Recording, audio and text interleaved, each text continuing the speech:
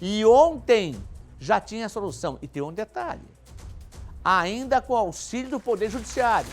Então, tem que aplaudir aí essa equipe. Agora faz o seguinte, Felipe, fecha na tela, roda a reportagem.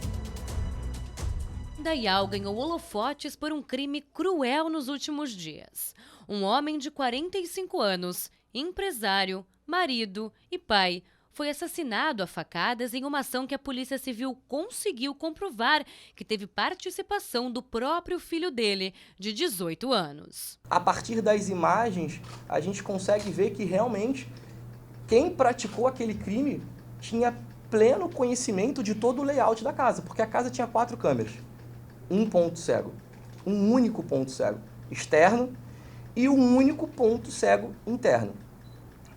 E no primeiro momento a gente percebe que tanto internamente quanto externamente eles praticam um crime que é estranho, um crime em que ninguém consegue vê-los. Tudo aconteceu na casa em que Márcio Eliseu Melo morava com a esposa e o filho. O casal foi dormir por volta das 11 da noite e poucas horas depois, o crime aconteceu.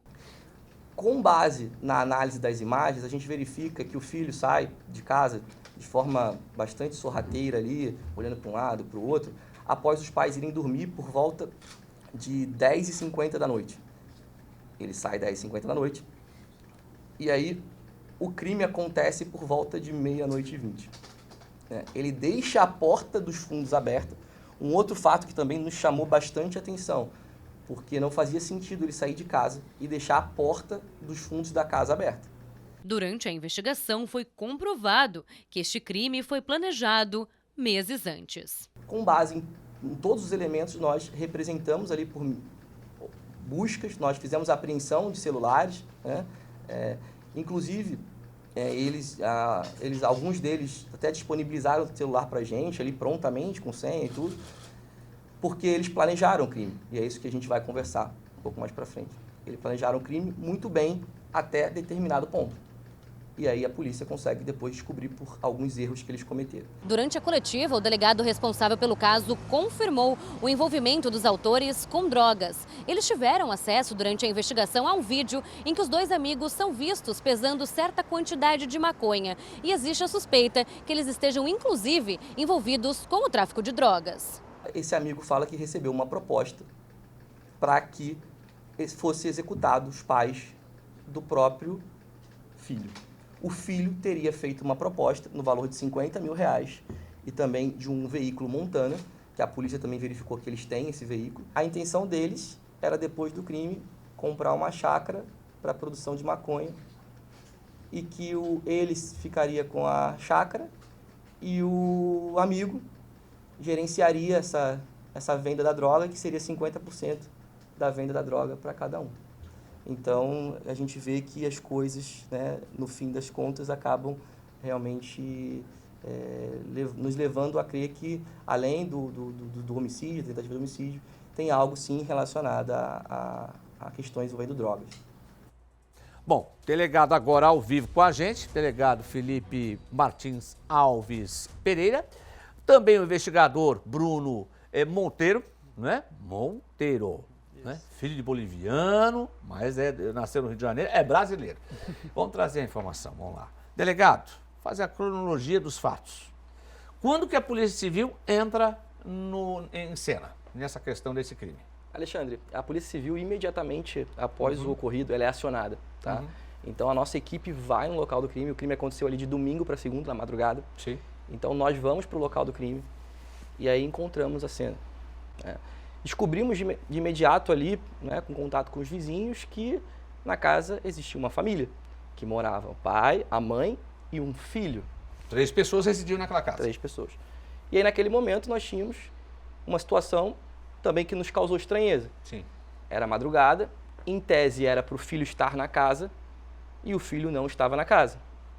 Pouco tempo depois chega o filho.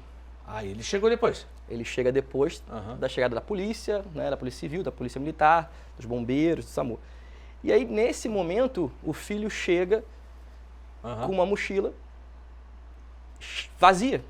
Ah, ele chegou com a mochila vazia? Ele chega com a mochila vazia, falando que estava na casa de um amigo X, fumando maconha.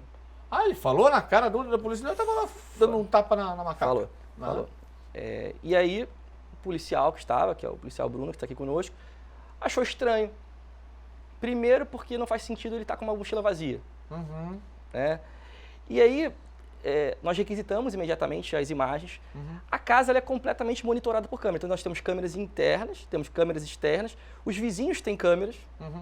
Então, a gente, já no primeiro momento, começa a analisar essas câmeras. E verifica que os criminosos entraram por um local que as câmeras não pegavam. E depois, analisando, aparentava pra gente que o criminoso ele também tinha passado por dentro da casa em pontos cegos. E o que isso indicou para a polícia? Bom, quem praticou esse crime conhecia o layout da casa. Desviava das câmeras. E desviava das câmeras. Perfeito. Certo? Sim. E isso aí ampliou as suspeitas com relação ao filho. Ou seja, era alguém próximo à família. Que conhecia a sistemática do monitoramento. Exatamente. Só que aí a gente tinha o quê? O menino não estava no local do crime, ele chega com uma mochila vazia, ele sai de casa, pela análise das câmeras, com uma mochila cheia, deixa a porta dos fundos aberta, e aí a gente começa a ouvir as pessoas. No mesmo dia dos fatos, ao longo do dia, foram ouvidas cerca de 10 pessoas. Sim. E aí ele cita que estava na casa de X, que na casa de X tinha Y, tinha Z. Ele cita um álibi. E aí quando a polícia ela vai checar esses álibis, a gente percebe que as informações não convergiam, as informações não batiam. Aquela narrativa que o filho trouxe num primeiro momento se somou uma série de divergências. Esse amigo dele... Isso já na segunda. Isso já na segunda-feira. Já ali no mesmo dia do crime. No mesmo dia a gente já verificou, né, uma série de divergências. E esse amigo dele, ele percebeu, ele foi um dos últimos a serem ouvidos naquele dia, ele percebeu que o cerco estava fechando, ele percebeu que a polícia, mesmo em menos de 24 horas, já tinha apurado uma série de coisas de que as informações deles não batiam. Qual a idade do amigo? 18 anos. Também mesma faixa etária. Mesma faixa etária. Sim. E aí esse amigo, ele dá um depoimento. Na segunda? Na segunda. Quando acaba o depoimento e a gente vai pro próximo, ele... Delegado, eu menti. Eu quero dar um outro depoimento. Esse quem falou? O amigo. O amigo. E aí o amigo, ele fala, olha, eu menti. Na verdade, ele me fez uma proposta. A proposta era de R$50 mil e mais um veículo Montana. A gente checou as informações de fato. A família tem um veículo. Tá na garagem, inclusive? O Gilmar estava lá. Exatamente. E ele fez essa proposta. Ele estava lá em casa comigo.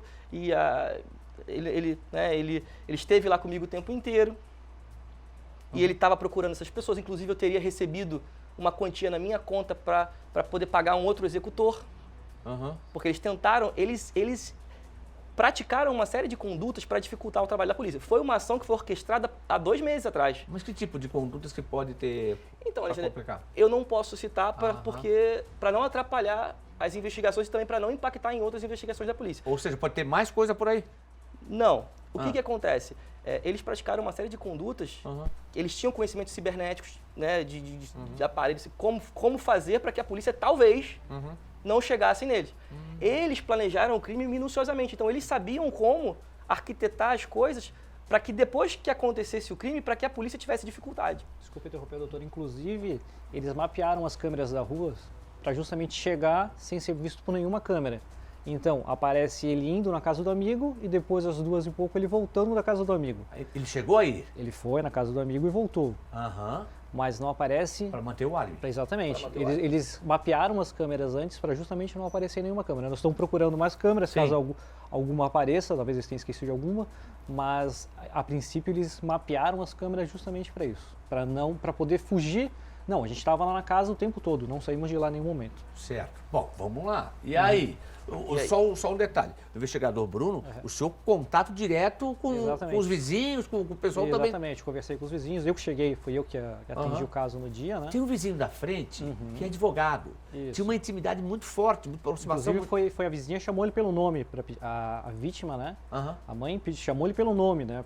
Para pedir ajuda. O socorro foi para esse vizinho da porta. Foi, exatamente. Ele também está testemunha, foi ouvido já também. Bom, voltando lá então. Doutor, e aí? A história das câmeras, o planejamento aconteceu quanto tempo então desse crime? Porque não foi... 2 meses. 2 meses. 2 meses. Ele estava 2 meses já Eles estavam arquitetando esse plano há 2 meses. E nesse tipo de crime precisa de um planejamento minucioso, porque eles precisam verificar com qual tipo de arma que eles vão cometer o crime. E houve essa dúvida nesse interregno de tempo, houve essa dúvida, vamos cometer com arma de fogo? Vamos cometer com faca? Então eles tentam um acesso à arma de fogo, eles tentam um acesso à arma de fogo, não conseguem, e no final das contas, eles deliberam por praticar o crime com as facas. Né? Ele tentou contratar mais alguém para fazer o serviço? Tentou contratar mais 2 pessoas. Mais 2? Sim. E essas pessoas já foram identificadas? Essas pessoas já estão identificadas. Depoimento né? tomado? Algumas pessoas não, certo. Algumas pessoas ainda vão ser ouvidas. Né? Mas o importante, né, é que, pelo que o amigo conta e pelo que ele conta, são 2 pessoas na cena do crime. Sim, sim. E ele fez questão, ele foi interrogado, ele foi preso, ele está preso. E ele, na presença do advogado dele, quando ele percebeu que o cerco se fechou completamente, a gente blindou a investigação para que ele não tivesse mais para onde fugir. Sim. Quando ele percebeu que não tinha mais escapatória, que aquela narrativa, o combinado que eles fizeram pós-crime tinha caído, ele resolveu falar. Bom, deixa eu fazer uma pergunta para vocês.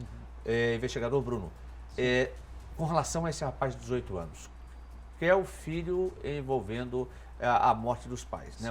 Aliás, tentou contra a vida dos 2, matou apenas uma. E aí tem uma outra informação que ela também ela vai ser colocada aqui, o quanto ele imaginava que os crimes tinham sido concluídos. Já você vai acompanhar. Mas na conversa, se não fosse esse rapaz que participou do crime, entregar, disse, não, eu fiz, fui contratado, a gente armou todo o negócio e tal, o filho acha que em algum momento ele ia confessar, porque você disse que ele era frio, ele no momento algum chorou nada. Extremamente frio, não chorou. Inclusive, quando foi contado, né, da situação, ele chegou, simulou um espanto, né? O que está acontecendo aqui? Daí o vizinho da frente, até conhecido da família, foi, deixa que eu conto, por favor, deixa eu contar. Foi lá contar, e aí, calma, senta aqui, deixa eu contar, invadiram a tua casa, a gente acha que foi um assalto, teu pai infelizmente faleceu e a tua mãe está mal no hospital, mas está viva. Daí ele se assustou. Nessa hora Aí que ele tomou o maior susto é de saber que a mãe está viva. Sim. A impressão que causou foi essa. Se olhar assim a geral, parecia, não, a impressão foi só entender aquela hora. Não, quando falou que a mãe está viva, daí ele perguntou, mas a minha mãe está viva? Está viva mesmo? Não, sim, ela está viva, tem chance de sobreviver. Daí começou os outros indícios, né? Aquela mochila vazia nas costas. E na cara dura fala que fumou maconha? Ele falou, eu fui fumar uma verde. Então, verde. Ou seja, estava querendo assumir um crime menor. Assim, eu ia fazendo uma coisa errada, não ia assumir que estava fumando maconha, né? Então, na ideia dele era assumir um crime menor, um delito, né? Fumar maconha. E ele acabou para tentar salvar completamente desse álibi. E um detalhe interessante é que a porta aberta, ele não deixou destrancada, ele deixou completamente aberta. Escancarada, ele prendeu para a porta não abrir, deixou todas as janelas abertas. Já arquitetou justamente para isso, tá? Só que aí tem um detalhe, essa porta aí, o pai, a mãe acabaram fechando, né? Não? A porta do quarto. Do quarto. Do quarto, sim. Ele deixa duas entradas. Ele deixa a porta dos fundos e ele consegue deixar também, a gente consegue verificar pelas câmeras, que ele deixa a janela do quarto de visitas aberta. E era uma janela que a gente checou com a mãe dele, que nunca fica aberta. Então, antes dele sair, ele tem 2 trabalhos. Deixa a porta dos fundos e a janela aberta. Inclusive, é pela janela que eles entram. Por quê? Porque pela porta dos fundos tem câmera. Sim. Então, eles decidem ali, no final das contas, entrar pela janela. E ele confirma essa narrativa, de que eles decidiram, no final, realmente entrar pela janela. Ele confessa que entrou junto com um amigo e que o planejado era que ele matasse o pai e o amigo matasse a mãe. Por que isso? Ele não explicou exatamente essa decisão do porquê matar um e o amigo matar outro. Ele explicou que o planejado era esse. Só que as coisas mudaram. Quando eles chegaram, ele teve um problema porque eles foram com as facas para o local do crime. Sim. Ele perdeu uma das facas. Tem um terreno atrás, que liga uma outra rua. Tem um gado ali também, uma floresta ali, né? E aí ele perde essa arma. E aí ele tem um problema. Ele, para entrar no local do crime, ele tem que passar por um local onde tem câmeras. Aí ontem a gente conseguiu achar essas câmeras e verifica que ele entra com uma camisa assim no rosto. Atenção, a gente tem essa imagem. Pode colocar na tela, por gentileza, essa imagem Eu tenho uma foto, essa imagem coloca na tela, que é justamente quando ele está passando para pegar a faca. Tá aí, essa imagem, doutor? Exatamente, é essa imagem. Esse é o filho? Esse é o filho. Ele, inclusive, foi interrogado e ele se reconhece na imagem. Ele fala, sou eu mesmo. Ele explica que a luva foi o amigo que deu, que a finalidade, ele explica que a finalidade era não deixar vestígio no local do crime, né, nenhum vestígio no local do crime. Inclusive, ele sai com uma roupa e volta com outra, porque eles se trocam lá na casa do amigo. Né, então ele não estava usando essa roupa? Quando saiu de casa, não. Quando ele voltou com a mochila vazia, ele não estava com a roupa. Ele cita que a roupa nem é dele, a roupa é do amigo. Uma parte é do amigo, outra parte é dele. Então ele cita... Doutor, vamos fazer aqui a pergunta em linha reta agora para o senhor, até para a gente poder saber um pouco mais. Tá, ele queria matar o pai. Eu tenho de fonte, o senhor talvez, e tenha também, que ele tinha muita raiva do pai, ele era destratado pelo pai. Ele usou isso o tempo todo, ele usa o tempo todo como uma justificativa. Só que aí eu lhe perguntei na coletiva hoje, ô doutor, ele tinha envolvimento com droga? Não era só usuário, ele estava traficando? Então, a gente não tem essa informação, se ele estava traficando. O envolvimento com drogas é notório que ele tem. Sim, ele não fala de cara. Ele fala. Agora, se ele trafica drogas, isso, né, a investigação, inclusive, era para apurar o homicídio e a tentativa de homicídio. Sim. E a gente chega nessa questão da droga, né, posteriormente, no curso dessa investigação, o que também será apurado em outro inquérito policial. Certo? Mas a gente não pode afirmar que ele seja traficante de drogas. Tá, mas aí tem a outra situação. Aí eu pergunto para o investigador. Ele também, ele queria matar o pai porque ele tinha raiva do pai, matar a mãe porque ele tinha raiva da mãe pelo distrato com ele, ou eles tinham um outro planejamento para obter também benefício financeiro? A ideia dele era essa, na verdade, né? Tudo faz crer que era para ficar com a herança, né? Eles eram empresários, tinham uma empresa de metalúrgica, né? isso. A ideia era vender, inclusive vender esse maquinário para pagar aqueles 50 mil prometido para o amigo dele. E com a herança, ele até no final ele acaba confessando, dizendo isso, que ele ia vender tudo, comprar um sítio para plantar maconha. E aí fazer um laboratório. Fazer uma venda de maconha e inclusive ser sócio desse amigo que auxiliou no homicídio. A narrativa dele é... O senhor tem vídeo, inclusive, que mostra ele como um amigo pesando, sei lá, com droga, uma maconha diferenciada. Nós fizemos a apreensão de celulares, né? E aí, inclusive, alguns deles até já deram acesso e tal. E a gente, no celular de uma das pessoas, conseguiu identificar um vídeo do amigo pesando droga. E pesar droga não é um ato comum de um mero usuário. O usuário de praxe, ele não pesa para poder usar. Se a gente quiser, quem faz isso faz para vender. Então há indicativos com relação ao coautor, ao amigo, da prática do crime de tráfico de drogas. Sim, perfeito. Eu quero parabenizá-los. Rápida resposta à sociedade. Quero aqui mandar um grande abraço ao doutor Romildo também, que está aqui com a gente, tem uma experiência muito grande na Polícia Civil, ao doutor Felipe Martins Alves Pereira, ao investigador também que está conosco, Bruno Monteiro, agradecê-los por essa resposta. Pela minha sensibilidade, eu acho que vem mais coisa por aí. Porque tudo isso que o senhor está falando aí, deve ter mais coisa. Eu entendo que a gente tem que respeitar o trabalho de vocês, porque é tempo ao tempo que tem que ser dado. Parabéns e obrigado a vocês pelo respeito que vocês trataram a todo momento a imprensa, né, a este comunicador aqui. Eu fico, olha, emocionado, porque a gente respeita o trabalho da polícia, motiva e diz que tem que ser respeitado.